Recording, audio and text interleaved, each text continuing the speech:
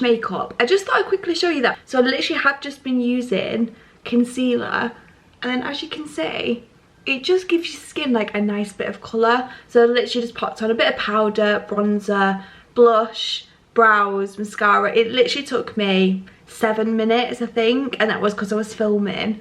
And yeah, it makes me look a little bit more alive, but without like a full face of makeup. But anyway, welcome to this video. I thought I'd just quickly show you what my morning routine looks like. My lemon, ginger and apple cider vinegar water, a shower, get myself ready. But in this video today, I wanted to talk to you about 3 things. Number 1, what your period is like after miscarriage. So I have had my first period, so I want to talk about that. I want to talk about having ectropions removed, because I also recently had that done, and just give you a really quick update on where I am in terms of my upcoming appointments. So yeah, I'm gonna go and grab some breakfast first. I think I'm gonna have my protein pancake, because that's what I've been having all week. I'm really enjoying it, and then we'll sit down and we'll talk about what that lovely first period is like after a miscarriage. Just had breakfast. I was gonna do this chat and have breakfast at the same time, but I find it really hard to concentrate and think about what I'm saying whilst eating, and I don't understand how people do eating videos and not eat with their mouth open, which I can live with, but I just don't know if you'd be able to live with. So I decided just to have breakfast alone by myself and then come and have a chat about what's been going on. So as you guys know from my last video, I went to go and see my gynecologist, and in that appointment he asked me, have you had your first period after your miscarriage? And I said no. And I posted a video recently where I was questioning whether I'd ovulated. I wasn't sure, but anyway, I was slapped with my first period after the miscarriage. And in my appointment with my gynecologist, he said, exact words, your first couple of periods after miscarriage might be different. He didn't elaborate, I didn't ask him to elaborate, and yeah, I didn't know my period was coming. It literally just came, and it was challenging. It was incredibly heavy, incredibly painful, very clotty, which I've never experienced before. My whole uterus felt like it expanded like 3 times. The back pain was horrendous, and I really struggled through it. I couldn't wear tampons because it was too painful, or I did, but like the pain just wasn't worth it. I had gone away for the weekend, and we ended up having to come home early because I was in so much pain, and that period lasted for 5 days. Like day 5 was just like spotting. I've spoken to other people on Instagram who've now followed me after me sharing my miscarriage story, and they have said that their period wasn't painful. Others have said that it was painful. So at this point I'm a bit unsure whether that period that I had was normal or whether there's something else going on. As I mentioned, you know, endometriosis, or, you know, do I have that adenomyosis? Like, I don't know yet. So that was period number 1, but I was so happy to just like for it to come, to feel like things are, you know, working again, get it out of the way, and hopefully this means then that my cycle can start to fall back into that 35-day cycle. But yeah, it was really tough. I didn't enjoy it and I was in a lot of pain, and since that period I have been in probably like the worst pain that I've had. That period was more painful than my miscarriage and my laparoscopy surgery. Like, that's how bad it was, like constant pain. And that constant pain has continued. Now, I've been complaining about pelvic pain since my miscarriage. It has been there underlying, and it has only got worse. And with this pelvic pain has come bladder pain, and I don't know what it is. I have the constant urge to go for a wee. When I do go for a wee, it doesn't burn or anything like that, like you would with a UTI. I've got back pain. As soon as my bladder feels like it's filling up again, I get this searing pain in that area. I look bloated, it's constant.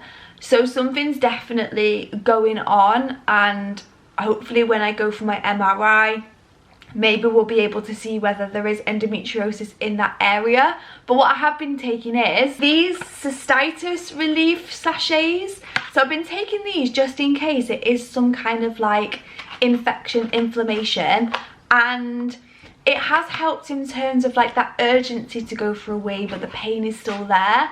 And I've also been taking aspirin to help with inflammation, and I am also obviously taking like painkillers to help. So this is like day 3 of me taking this medication, and to date, like, as I say, like that urgency to go for a wee, etc. has got better, but that pelvic pain is still very much there. So I am currently waiting for an MRI, which I got a phone call yesterday. I've got my patient letter and it's on Friday, and I'm still waiting for my letter for an ultrasound, which I'm really hoping is going to arrive today. But yeah, they're the 2 appointments that I've got upcoming, my ultrasound and my MRI scan, and hopefully we can start to figure out what some of this pain is, because we so desperately want to start trying for a baby again. Like, we're ready, we're raring to go, you know what I mean? Like, we really want to try. And obviously, like, I don't know what ovulation's going to be like this month. I've been getting like tingling. My boobs tell me everything. So I've been getting tingling and some like sharp pains on either side, which I'm like, is it my ovaries? Is it whatever's going on? But yeah, I'm going to keep an eye on that, and fingers crossed as soon as I start to see signs of that egg white mucus, I'll be doing another ovulation video. So I'm really praying for that now I've had my period. And the last thing I wanted to catch you up on was I went to have my ectropions removed. I touched on this in another video. I will pop the diagram here again. So I went to a smaller hospital this time, and it was an experience in the sense that the doctor that I met, I'm presuming she was a gynecologist, I don't know. Do you know when they just say everything to you that they just shouldn't say? Like, she ticks every box in terms of what you just shouldn't say to people. I did have an internal examination because I've been having this pelvic pain, so I had to have this done twice. So there was the main gynecologist doctor and also a senior nurse, and they both had a feel, so it was really painful. I'll be honest, like, not as painful as expected. Like, I think I build it up in here because I've had so many traumatic internals, but there was definitely discomfort and some pain, and they felt around and they were trying to feel for infection, and they said they couldn't find any, so that was interesting. And then the gynecologist then remove the ectropions, and they do something which is called cauterizing afterwards. It's like this silver thing, I think, because afterwards, and I went to the toilet and I wiped, I had like all this like silver discharge, and I panicked and I was like, what the hell is this? I have got an infection, like what is this? But it's just whatever they use to cauterize the ectropions. But the reason I chose to have this done is because when I was going through the miscarriage and I kept going back to the emergency gynecology unit, they kept telling me that it was my ectropions bleeding. So I wanted those removed, gone, so that that couldn't happen again. And I remember the woman saying to me like, oh, you've got lots of little ectropions, they're all bleeding. And then when I went for that appointment to have them removed, she was like, I'm really sorry, I don't know why you've been told this, you've got one small one. And I was just like, yet again, like being given misinformation.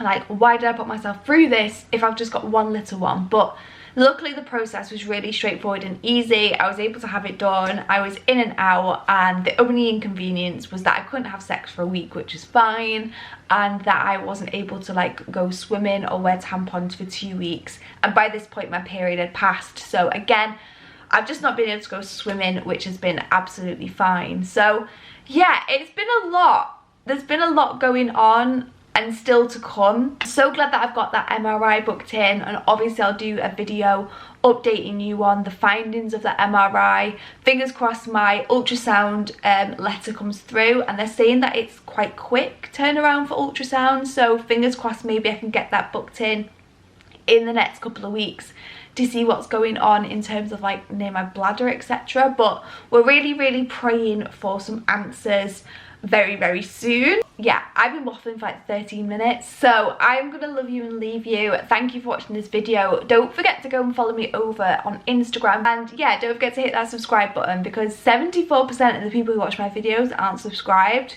and it would really help me out on my channel if you would subscribe. So again, thank you so much for watching, and I'll see you in my next one. Bye guys.